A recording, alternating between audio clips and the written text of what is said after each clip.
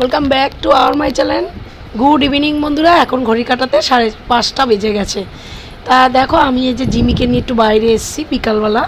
ও বাইরে আমি ওকে নিয়ে আসি, আর এইদিকে দেখো দৌড়াদৌড়ি লাফালাফি করছে। আর ডলিদির গাড়িটা রাখা রয়েছে ওইখানে গিয়ে বারবার এদিকে শুকছে ওটা শুকছে।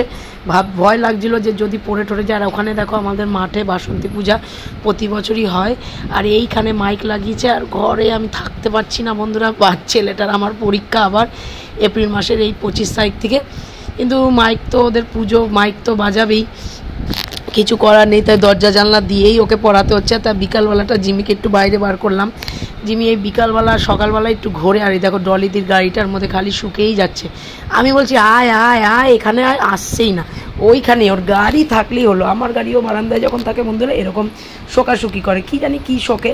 তাই গেটের কাছে গিয়ে হাঁপিয়ে গেছে, দৌড়াচ্ছিল কিছুক্ষণ। তাই গেটের কাছে গিয়ে ওখানে গিয়ে দাঁড়িয়ে আছে। তা ডাকছি কিছুতেই আসছে না। তা আমি বলছি যে আয়, আসবি না তো? তা আমি চলে যাব। তা ওই দেখো এবার আসছে, যেই বললাম আমি চলে যাব অমনি আসছে। দেখো প্রচণ্ড দুষ্টুমি করে বন্ধুরা। হ্যাঁ, আর তোমরা ওকে তো দেখছোই, 1.5 বছর বয়স হয়ে গেল। আশীর্বাদ করো ও যাতে সুস্থ সবল থাকে, ভালো থাকে, ঠিক আছে?